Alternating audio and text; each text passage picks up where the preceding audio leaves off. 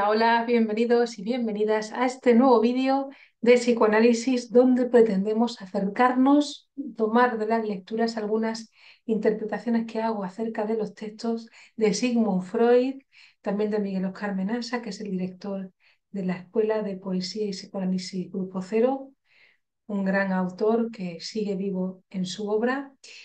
Y bueno, y el tema que hoy nos convoca es la sexualidad en la etiología de la neurosis. Bueno, me presento, soy Laura López, soy psicóloga y psicoanalista en formación continua con la Escuela de Poesía y Psicoanálisis Grupo Cero. Y bueno, para tomar algunas ideas de este texto, porque fijaros qué importante el título, ¿no? La sexualidad en la etiología de la neurosis. Claro, Freud nos introduce el concepto de sexualidad, que es más amplio que solamente la genitalidad, hay que tenerlo en cuenta, porque también se ha criticado al psicoanálisis diciendo que todo es explicado por lo sexual, refiriéndose solamente a lo genital. Y tenemos que indicar que lo sexual es todo atravesado por la palabra y que, claro, todas las funciones están atravesadas por el lenguaje.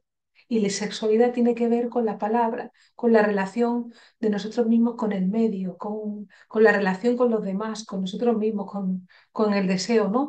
Y la genitalidad está dentro de la sexualidad, pero es un concepto más amplio. Y esto es importante para tenerlo en cuenta. Entonces, fijaros que nos dice que la neurosis, sus causas, la etiología, tiene que ver con la sexualidad.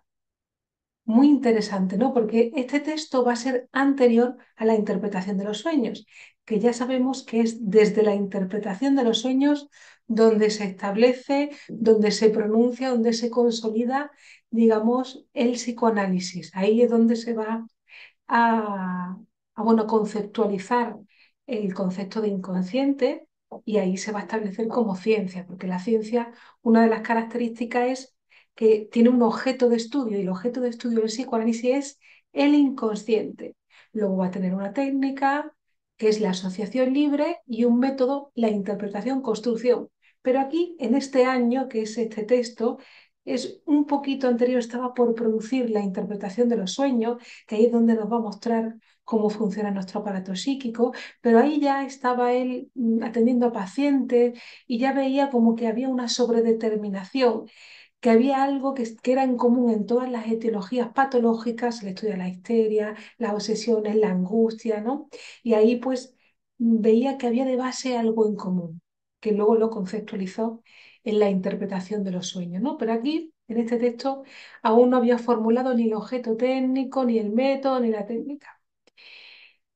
Pero bueno, él ya sabía por esas prácticas que estaba haciendo en el consultorio, ¿no? En clínica, que esos trastornos nerviosos como la histeria, la obsesión, etcétera, veía que la sexualidad tenía un papel muy importante en estas patologías. Entonces, va a establecer seguro, sí o sí, que van a tener una etiología sexual. Tenemos que buscar las causas de la neurosis en la sexualidad.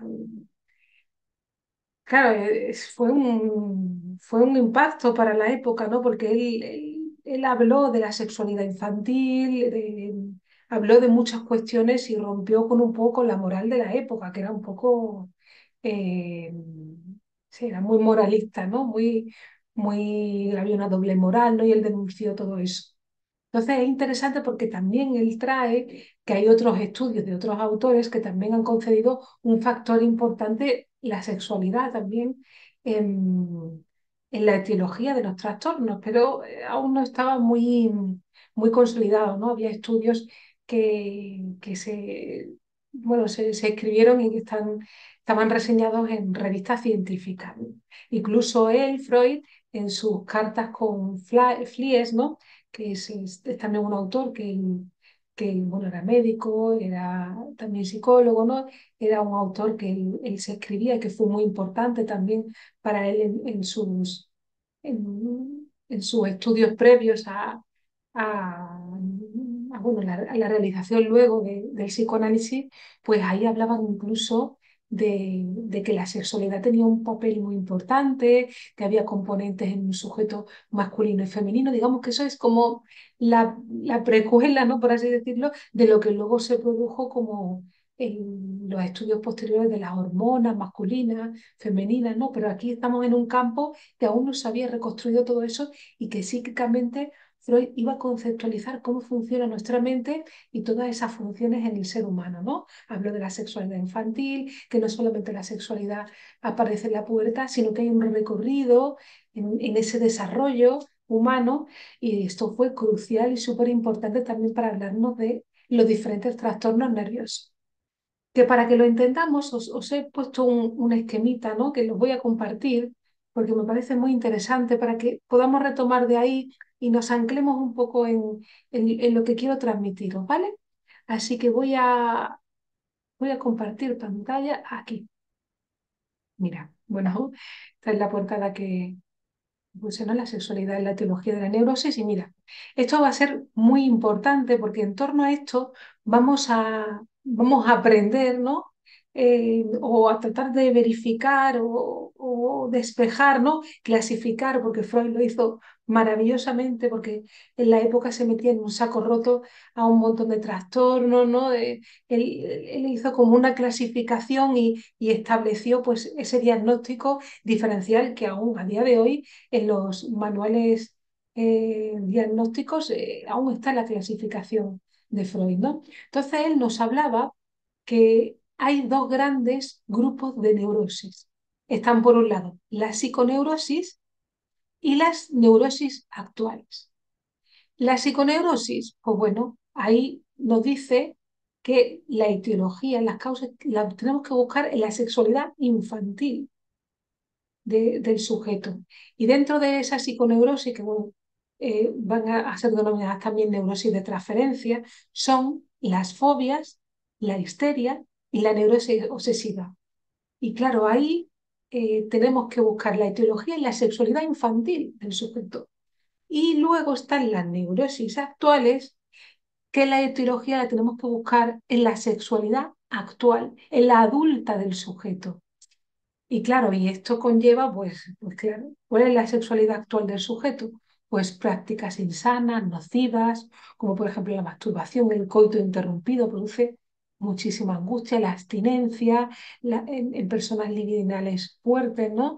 La falta de satisfacción, todo eso va a ser la causa de, por ejemplo, la neurastenia, la neurosis de angustia, la hipocondría, es muy interesante, ¿no? La neurastenia tiene que ver con, ahora vamos a ver los síntomas, también va a hacer una diferenciación con la neurosis de angustia.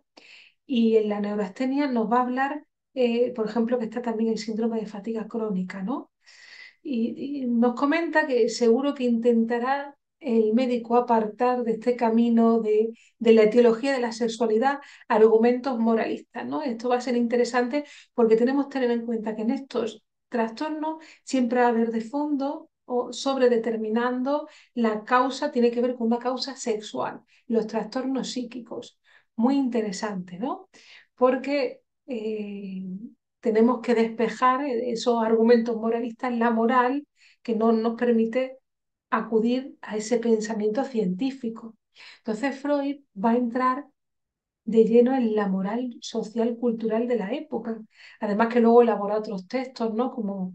Eh, como tres ensayos para una teoría sexual, eh, la nerviosidad moderna, ¿no? Va a hablar de muchos aspectos de la sexualidad y de lo social y va a hacer una crítica a esa actitud de los profesionales con respecto a lo sexual, porque y a la ignorancia acerca de estos aspectos tan importantes en la producción de la neurosis, que van a ser las claves para la producción de la enfermedad.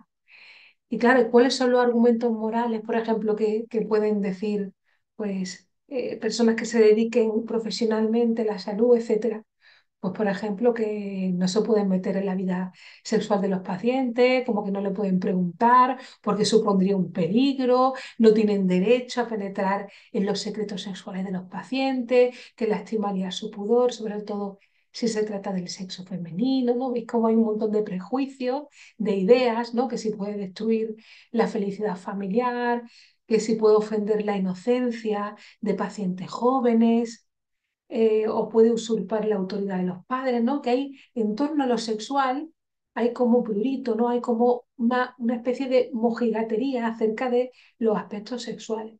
Que ojo, eh, también hay que decir que claro que tiene que haber diferencias, ¿no? En el trato de los pacientes, en el, en la escucha, ¿no? En la pregunta, en el planteamiento de la sexualidad, va a depender de la diferencia de cada paciente, ¿no? Que también es interesante que, que el médico, pues bueno, tiene que tener cierto tacto, ¿no? Ante estas situaciones, pero que hablarlos con criterio científico, ¿no? Que es un elemento muy importante, ya vemos que va a ser determinante, ¿no?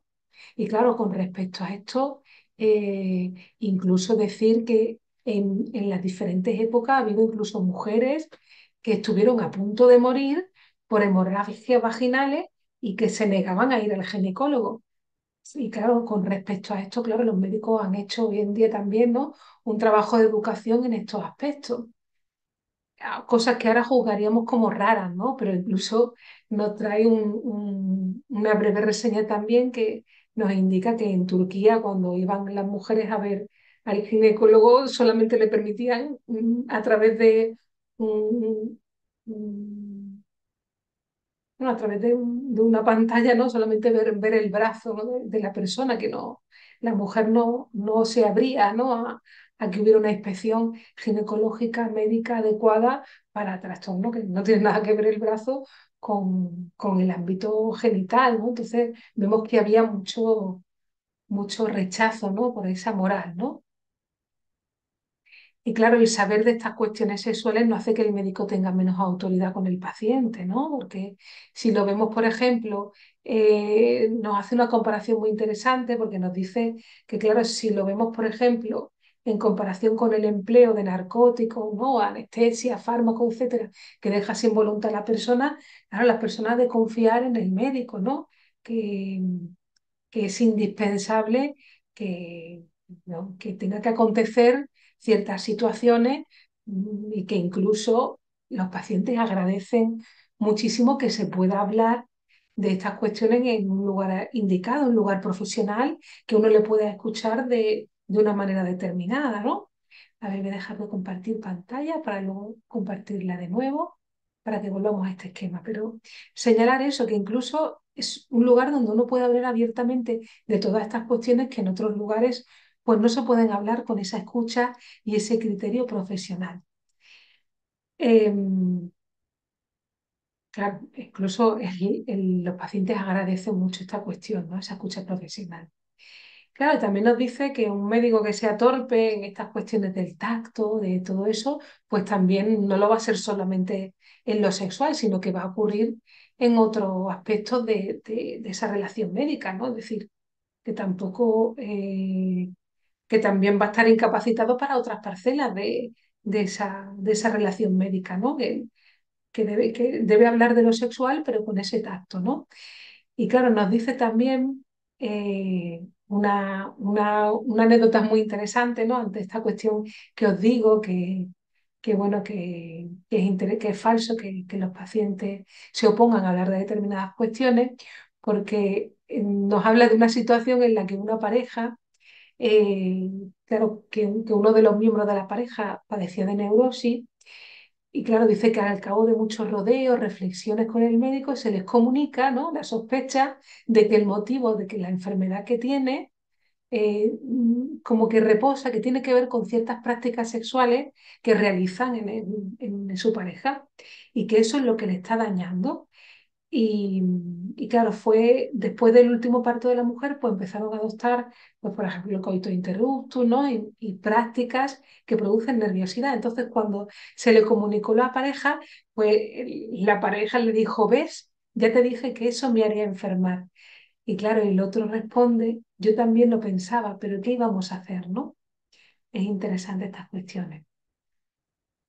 Claro, y hay que tener en cuenta de que también no es cuestión de un interrogatorio, de buscar una confesión, ¿no? Debemos saber eso, que dentro de la etiología de la neurosis va a ser principal esta cuestión sexual. Eh, pero dice que, claro, que hay que ser sinceros con respecto a estas cuestiones porque habría una mayor tolerancia y es más conveniente para la persona, ¿no? También nos pasa a hablar en este texto, nos va a diferenciar entre la histeria y la neurastenia, ¿no? Voy a volveros a poner el esquema para que también tengamos esa referencia y podamos establecer ese criterio más adecuado en referencia a ese esquemita, ¿no? Para que entendamos algunos términos que sé que son un poquito complejos, pero con el esquema se nos quedan un poquito más estructurados y podemos ver las diferencias, ¿no? En este texto nos va a hablar de la diferencia entre entre la histeria, que recordemos que la histeria tiene que ver eh, con son la psiconeurosis, que son la neurosis de transferencia, que tiene que ver con la sexualidad infantil, y la neurastemia, que tiene que ver con la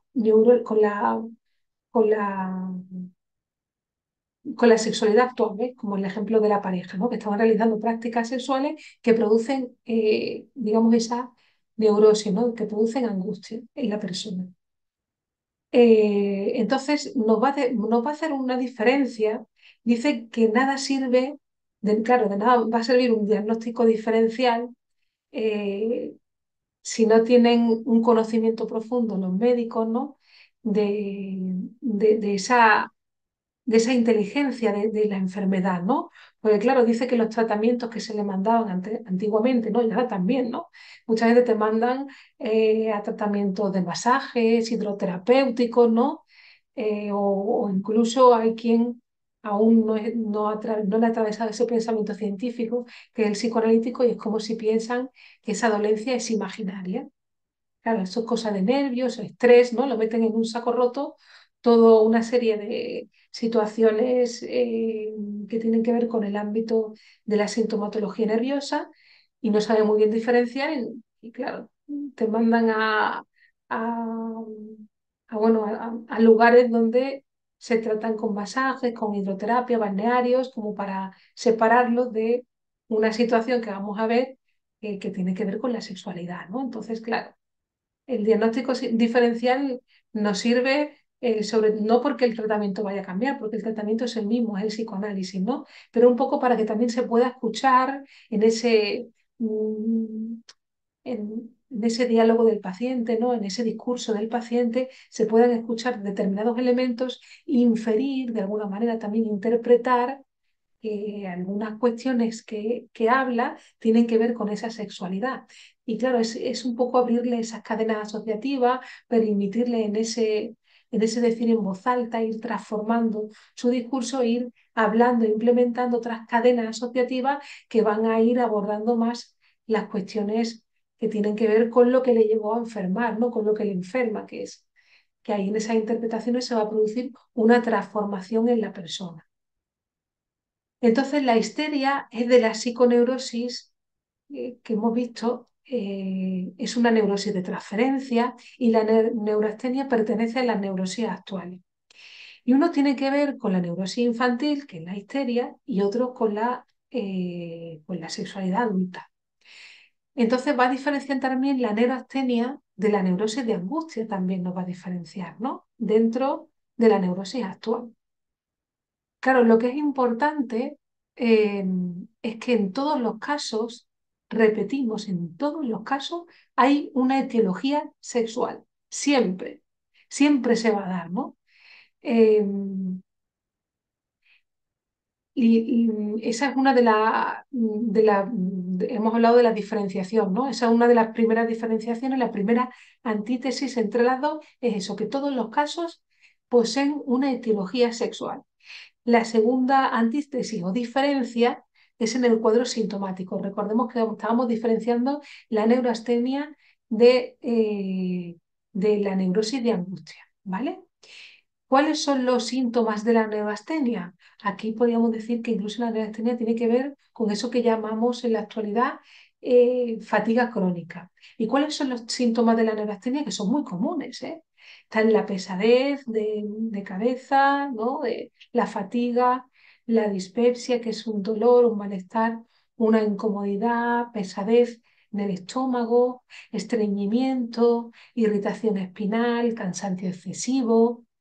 Que claro, esto se diferencia de otros cuadros relacionados con la angustia, que es la neurosis de angustia. Hay una diferencia, porque la neurosis de angustia también va a estar relacionado con esos síntomas de la angustia que tienen que ver con un sobresalto, con inquietud, con temores, con ataques de angustia, con vértigo locomotor, con agorafobia, insomnio, hiperestesia, ¿no? Hay una pequeña diferencia con la neurastenia, que podemos hablar más de fatiga crónica y la neurosis de angustia tiene más que ver relacionado con la angustia, ¿no? Con la ansiedad. Ambas tienen que ver con la sexualidad actual del paciente. Ojo, diferenciémoslo de lo que hemos dicho de la histeria, por ejemplo, de la neurosis de transferencia o de la psiconeurosis. Es esa diferencia. Y tiene que ver con prácticas nocivas actuales. ¿Vale? En la neurastenia se deja reconducir siempre a un estado del sistema nervioso surgido a consecuencia de una masturbación excesiva. Eso es la neurastenia, ¿no? Es como que la persona no tolera una tensión para realizar una acción determinada. Es como que en cuanto hay una tensión en la persona, tiende a desfogarla, a realizarla. Y claro, para alcanzar trabajos mayores, metas mayores en nuestra vida, ¿no? O para conquistar a un hombre, una mujer, ¿no? Necesitamos de que haya una tensión mayor para movernos, para trabajar, para poner una energía mayor en la consecución de los fines. Pero son personas que no toleran una mayor, un quantum de energía mayor y claro, es como que descargan inmediatamente, no pueden realizar casi ninguna acción. Están siempre, casi siempre cansados porque claro, un trabajo mayor requiere que haya una acumulación más de energía, de que se trabaje para ello más a largo plazo, pero es como si no pudieran soportar una tensión y es como que inmediatamente puf, descargan, ¿no? A eso se refiere con la cuestión también de la masturbación, ¿no? Es como una sexualidad infantil, ¿no? Que la masturbación corresponde a los niños, ¿no? A ese lugar donde uno manipula su órgano y tiene un placer inmediato. Pero, claro, en el ser humano adulto, pues requiere de otra especificación, ¿no? Hay deseos que no se pueden cumplir inmediatamente, que hay que postergarlos, necesitamos de una acumulación de energía para llegar a conseguir otros, ¿no? A eso también se refiere. Eso estamos hablando de la neurastenia, ¿vale? Y en la génesis de la neurosis de angustia vemos que tienen en común la continencia o la satisfacción incompleta, ¿no? Hay como una insatisfacción en la neurosis de angustia.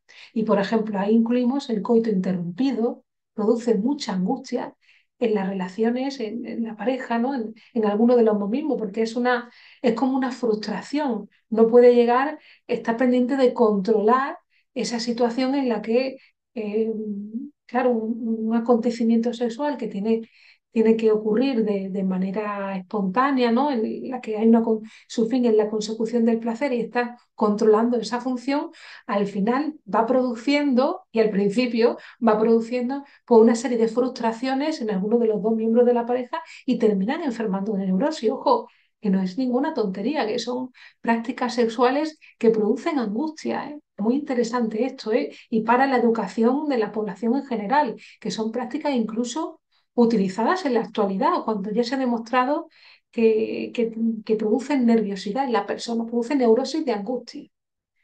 Y claro, y también nos habla en esa neurosis de angustia, pues también una abstinencia en individuos de libido muy intensa, ¿no? Esa abstinencia también pues puede producir, ¿no? Hay una causa sexual ahí. Siempre que aparece una neurastenia, hay una causa que tiene que ver con las prácticas sexuales, ¿vale? También nos dice que hay casos mixtos donde puede surgir conjuntamente síntomas de la neurastenia y de la neurosis de angustia y que quedan enlazados a factores etiológicos y orgánicos. Por ejemplo, bueno, con la masturbación, por ejemplo, el coito interrumpido o la potencia del hombre, ¿no?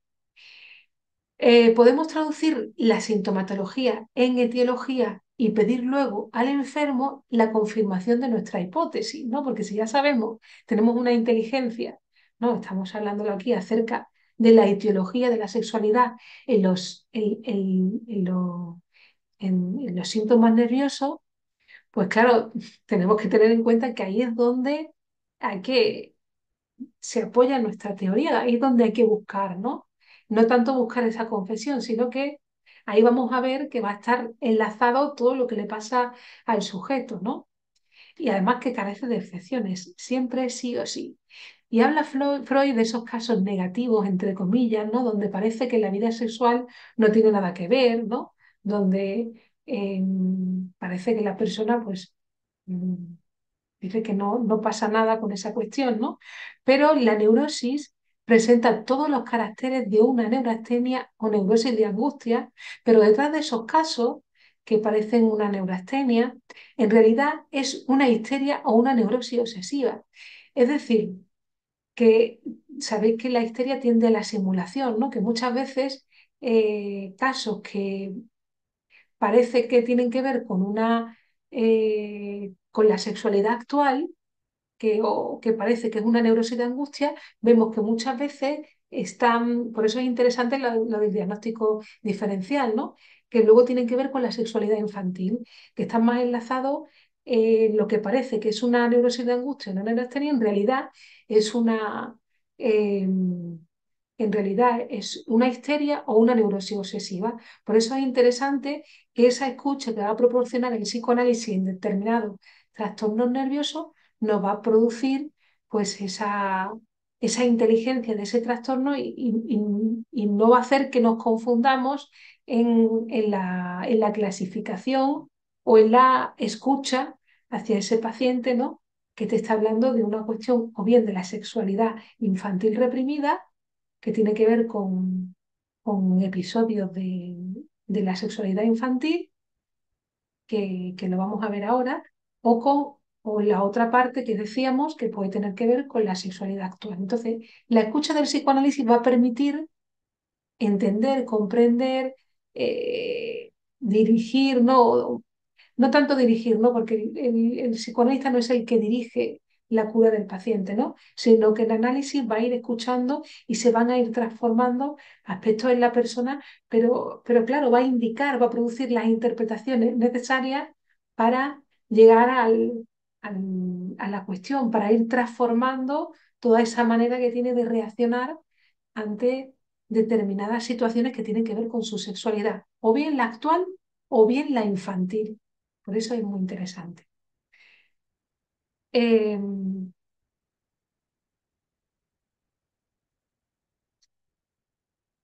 claro, y es interesante eso, que es muy importante para no caer en el error de que siempre tiene una etiología sexual. Y los factores sexuales no son los únicos que se presentan sin excepción alguna, son los únicos que se presentan sin excepción alguna y los únicos capaces de producir la neurosis por sí solos. Claro, y luego podríamos decir, hay casos donde supuestamente cree la persona que ha enfermado por exceso de trabajo, ¿no? Ahora se mete también mucho en el saco el estrés, el exceso de trabajo, emociones intensas, eh, por fiebre, tifoidea, también nos dice, ¿no? Determinados trastornos orgánicos también que es como que por eso me ha pasado esto. Pero no tiene nada que ver con eso. Por el contrario, nos dice aquí incluso, ¿no? De dejar de compartir para luego compartir de nuevo para que retomemos este esquema y nos clarifiquemos, ¿no? Nos dice que incluso que el trabajo intelectual es una excelente protección contra las enfermedades neuróticas, ¿no? Precisamente los trabajadores intelectuales más resistentes son respetados por la neurastenia y el agotamiento físico, psíquico, ¿no? Ese síndrome de fatiga crónica a que los neurasténicos achacan su enfermedad no tiene que ver con la labor intelectual. No nos confundamos, tiene que ver con la sexualidad. Y esto me parece muy interesante porque incluso se toma mucho ese recurso, ¿no? Se abusa mucho de esa cuestión del agotamiento físico y psíquico como factor que produce la neurosis en las personas, cuando no tiene nada que ver, ¿no? Que es precisamente la labor intelectual la que te sujeta a la realidad y la que te previene de eso. Hay que buscar otras causas. Siempre va a estar de causa la etiología sexual. Además, vemos en los detalles clínicos de las personas con neurastenia, ¿no? Eh, claro que que cuando se mandan a balnearios, ¿no? Masajes, etcétera, pues que hay, es como que sus mejorías no, no se pueden estudiar desde un ámbito médico, ¿no? Sino que la inteligencia de esas mejorías o esas recaídas la va a hacer la escucha psicoanalítica, ¿no? Y para que entendamos esto, voy a poner un ejemplo muy interesante de una persona, ¿no? Que después de una cura en un balneario, ¿no? Se fue a un balneario, baños termales, etcétera, porque se encontraba pues, con ciertos trastornos nerviosos, ¿no? Eh, Pasó un año allí y claro, se mejoró muchísimo. Eh, y al cabo de un tiempo recayó y después volvió a acudir de nuevo al balneario. Claro, entonces realmente podemos preguntarnos, ¿qué es lo que cura a esa persona? ¿Irse al balneario? ¿Es el balneario lo que cura a la persona? ¿O realmente podríamos pensar que es porque se le aparta del foco de lo que realmente le está ocasionando ese trastorno nervioso? Y es muy interesante porque en este ejemplo eh, habla de que, claro, si vemos en esa crónica familiar, en el historial del paciente, eh, a los 6 meses y medio, él vino del balneario eh, y, claro, la mujer estaba embarazada, ¿no? Cuando él volvió. Eh, y, claro, cuando él se separó de esa situación, la mujer estaba embarazada sin saberlo. Y cuando volvió, pues volvió, la mujer estaba embarazada, él se fue no lo sabía, él se fue al balneario, luego volvió y claro, siguió con las prácticas sexuales normales sin coito interrumpido y ahí pues estaba mejor. ¿Qué pasó? Que en cuanto tuvo el hijo, volvieron otra vez a esas prácticas sexuales que son nocivas, porque ya hemos dicho claro, tiene que ver con ese afán de control, con que no produce una satisfacción en la persona, produce angustia, frustración, pues volvió a recaer otra vez en la enfermedad. Y claro, el médico pensaba que era por haberse ido al balneario, pero no, era porque cuando la mujer tuvo el hijo otra vez volvieron a tener esas prácticas sexuales nocivas. Entonces ahí vemos que está de fondo esa cuestión, ¿no? Otro ejemplo para que lo veamos también, ¿no?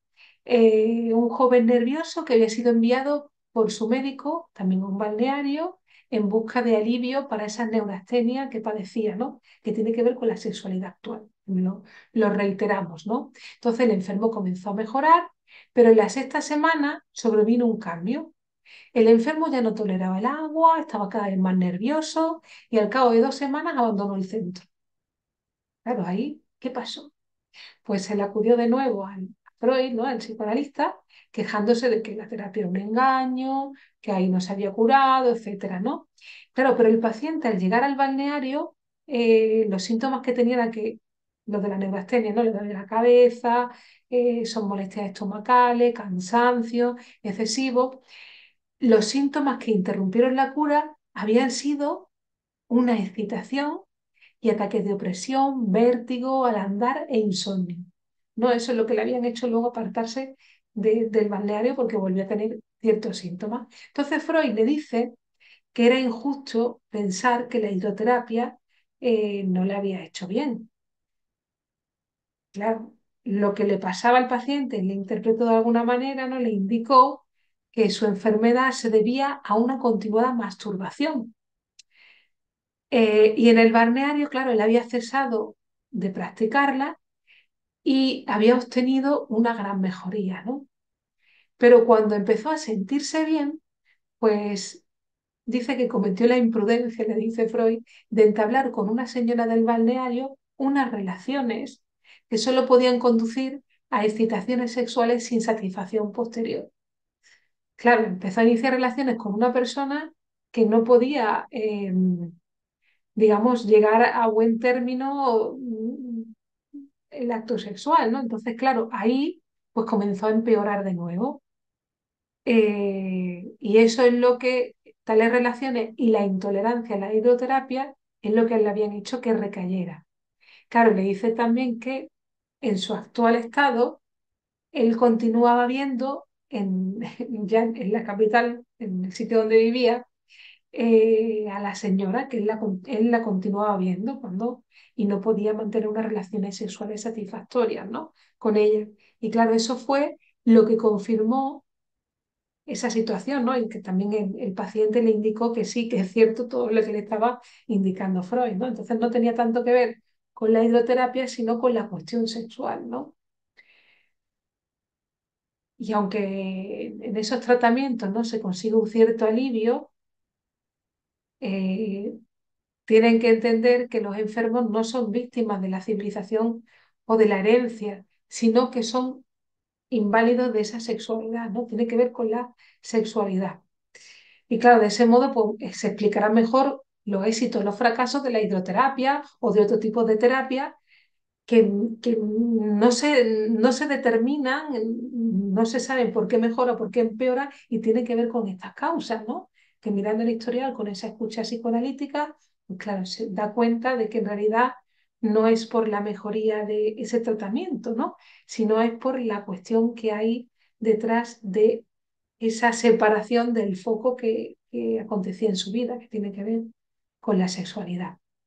Nos pone también el ejemplo cuando una mujer se le saca de casa, ¿no? Quejada de angustia y neurastenia, y luego se le lleva a ese balneario, esos masajes, establece un régimen de baños, de una dieta, etcétera, mejorará. Pero claro, luego cuando vuelve otra vez al lugar en el que su casa en el que tiene otra vez ese tipo de relaciones, por ejemplo, el coito interrumpido, pues ahí pues ocurre que otra vez vuelve a enfermar, ¿no? Entonces, esa separación de ese foco es por esas prácticas sexuales, ¿no? Y claro, si olvidamos la etiología de todo esto, pues vemos que es efímera la duración de la mejoría. Cuando vuelve otra vez a la vida normal, pues vuelve a pasarle otra vez lo mismo, ¿no? Em, claro, y es interesante porque también nos dice la labor tan importante de transmisión, ¿no? De que el hecho de limitar los embarazos, pues hay que adoptar una actividad que, bueno, que tenga en cuenta tanto en esa concepción de los hijos, ¿no? Que debe ser una cuestión, pues concebir hijos por un acto voluntario e intencionado, ¿no? Y que hay métodos preventivos, ¿no? de la concepción que son métodos que son muy perjudiciales para, para las personas, ¿no? Entonces es interesante esa labor de educación y que no es ninguna tontería, ¿no? Sino que eh, es importante para esa cuestión de construir una sexualidad sana y un sujeto que sea sano, ¿no? Eh, No dejarse llevar por determinada práctica que uno cree que no pasa nada, pero luego vemos que producen bastantes trastornos psíquicos, ¿no? Eh, entonces, claro, ya hay todo un trabajo para eso, ¿no? Y también nos dice que es necesario adoptar esas medidas generales de transmisión y también habrá de romperse la resistencia de toda una generación de médicos que no quieren recordar su propia juventud, ¿no? Que en lugar de hablar de estas cuestiones sexuales, es como también cuando no las pueden afrontar, no las pueden elaborar en ese espacio científico, tiene que ver con que también el médico mismo está dañado por esas mismas situaciones y no las puede afrontar de una manera adecuada. También hay que vencer el orgullo de los padres que no quieren defender a su hijo a ese nivel de humanidad, ¿no? De que su hijo tiene sexualidad. Compartir el incomprensido pudor de las madres, ¿no? Que precisamente su hijo hayan enfermado de los nervios, ¿no? Todas esas cuestiones hay que educarlas, ¿no? Hay que transmitir esas situaciones. O hacerse lugar en la opinión pública la discusión de los problemas de la vida sexual, ¿no? Que vemos que son importantes. Eh, También es importante que en la psiconeurosis los factores principales que se apoyan en la teoría de la etiología de sucesos de la infancia e impresiones relativas a la vida sexual Son impresiones de esa época que tienen luego una acción posterior. Es decir, aquí lo que va a hablar, que no es, lo que va a hablar Freud, ¿no? En ese esquema que hemos puesto, ¿no? De la diferenciación entre la psiconeurosis, que la psiconeurosis son la fobia, la histeria, ¿no? Que tienen que ver con la sexualidad infantil reprimida. Aquí nos habla de que son impresiones de la primera infancia, ¿no? Y recordemos que Freud nos trae esa novedad tan maravillosa, nos la trae al campo científico, nos dice que hay sexualidad desde que somos pequeños, desde que somos niños. Por eso es importante también ese cuidado en esas relaciones afectivo-familiares, donde vemos que el niño va a recibir una impronta, una huella de situaciones o experiencias que en su aparato psíquico, que es prematuro, que aún no está capacitado para determinadas situaciones, que cualquier cosa que aunque creamos que no se enteran, que no pasa nada, se va a imprimir una huella en el niño, ¿no? Y en la niña.